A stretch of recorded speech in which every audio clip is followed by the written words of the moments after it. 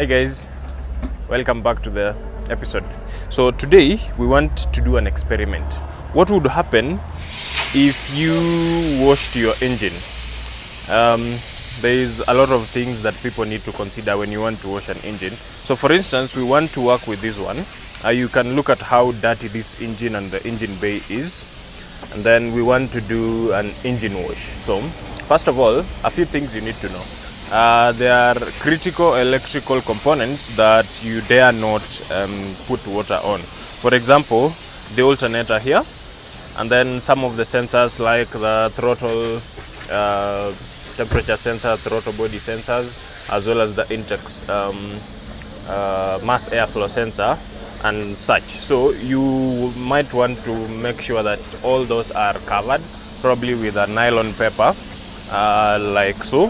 So we will take this and cover the alternator all round, just to make sure that we minimize.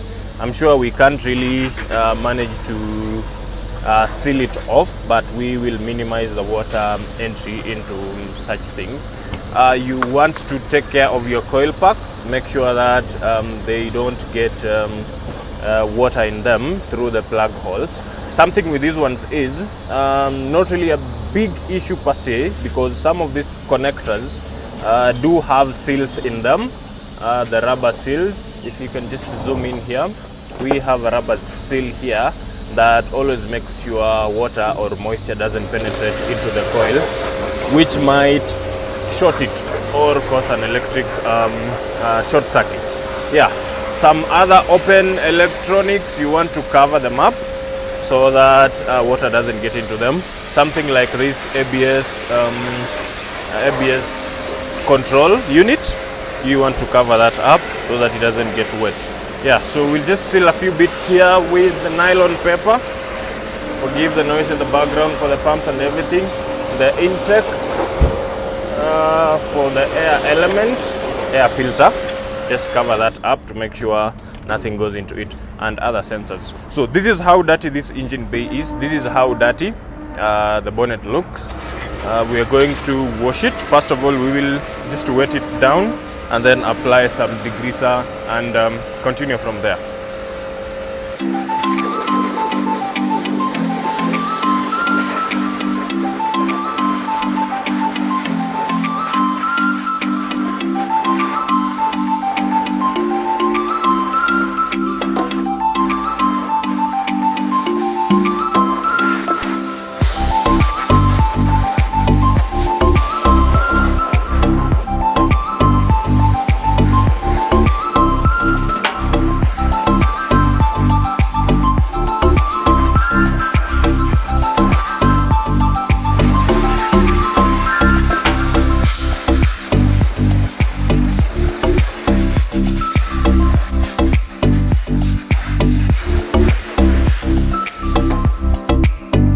Yeah, so we just wet it down. Make sure that we have every part moist, so that we can now apply some degreaser and leave it for a few minutes, just for everything to soak in, all the gunk to soak in, and then we can come back with another spray. Yeah, so we just make sure that the soap solution or the degreaser goes to all the parts that we need it to go to, especially the greasy and oily parts.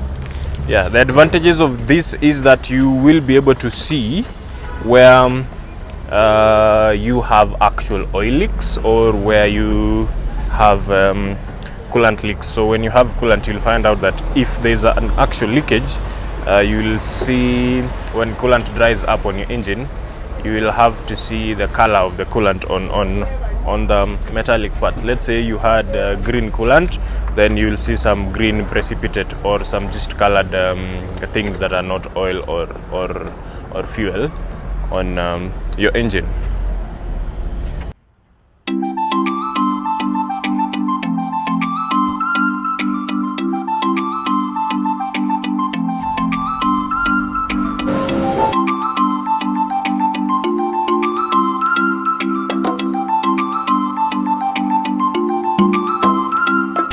So after doing this, Just let it stay for some minutes. Let all the soap, all the degreaser soak into things. Let all the gunk, all the oily bits be diluted, and then we will come back with a hose pipe, the pressure washer.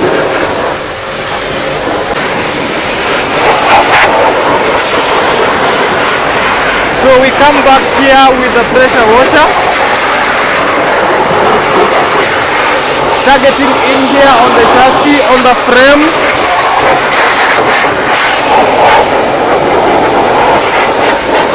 On the engine block down here. Making sure that all our protective cover doesn't come out.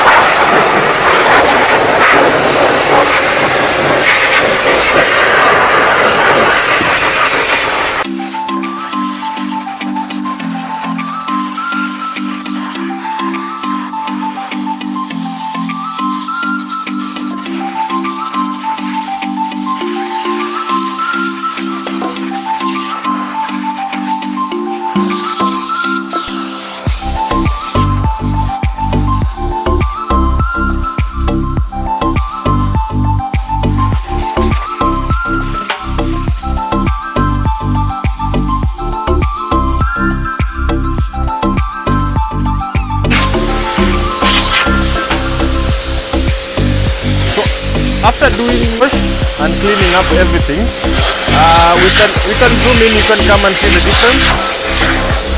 And then the next bit is to use compressed air.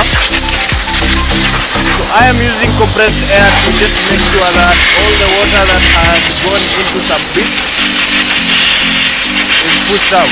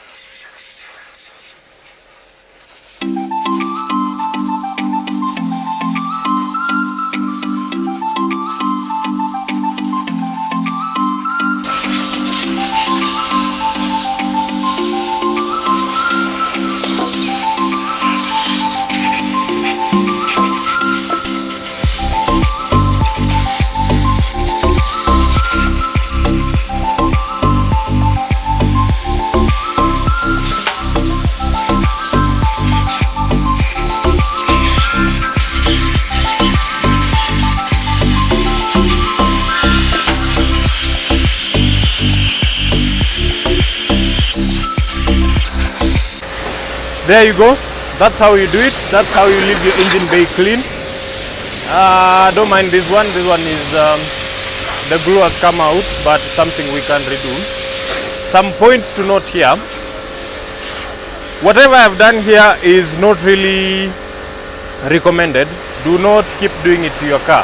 I have done this as an experiment to you guys. If anything goes wrong here, I can be able to fix it. I can be able to sort it. Whatever goes wrong here, I'll do it. But the entire point is, the lesson is, you do not have to let your engine bay stay too dirty, or you do not have it to be oily and greasy every day. You can have a cleanup for a simple and efficient, not so dangerous with the water. We have engine wash services that do use just compressed air. For that matter, that will get mostly all the dirt in terms of dust out, but it won't get all the oily bits, all the greasy bits out of your engine bay, and probably heavy mud. Just washing it away is the best thing.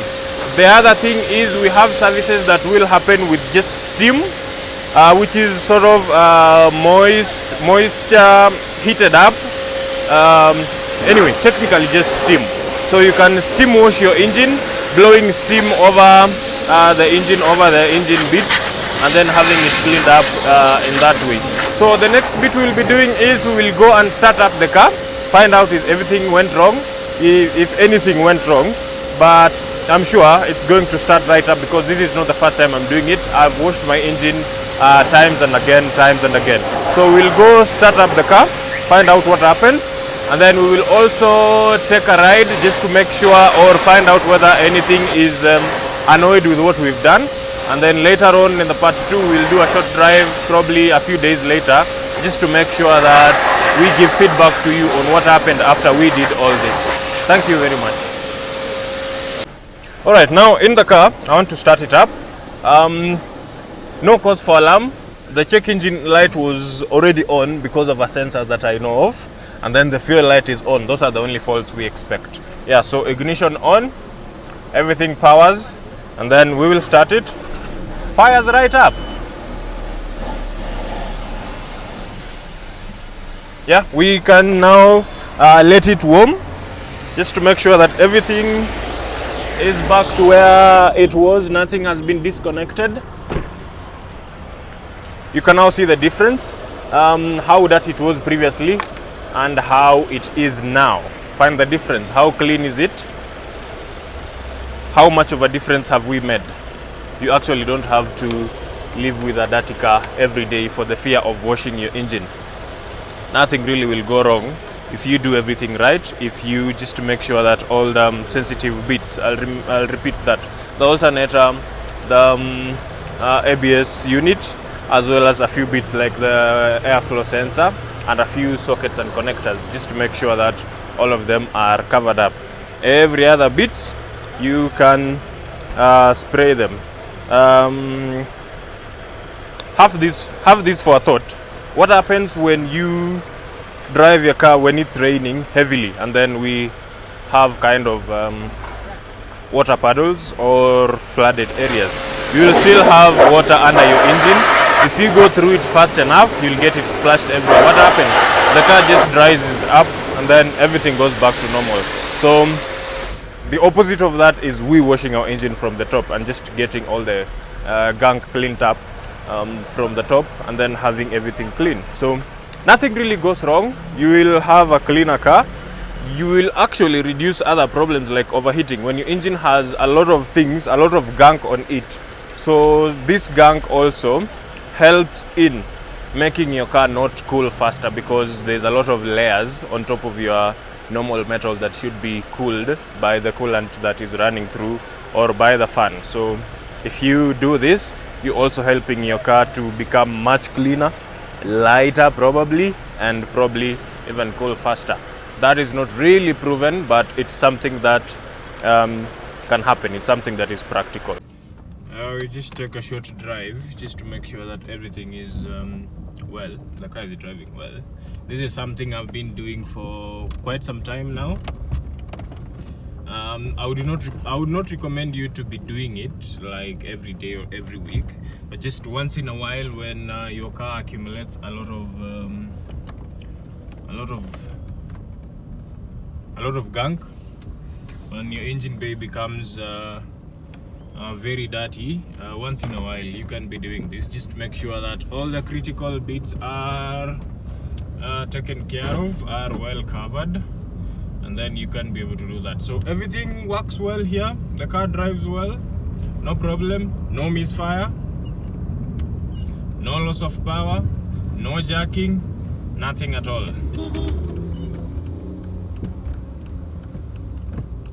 Yeah, so just a short drive just to confirm that everything is going on well and just to convince you that it's something you can do. Again, as I had said, if you're new here, subscribe, like the video as well so that it can be recommended to many people. YouTube also tells us that a lot of you have been watching without subscribing. Please, for your support for the channel to grow and for you guys to be able to get a lot more content, make sure you subscribe and like the video.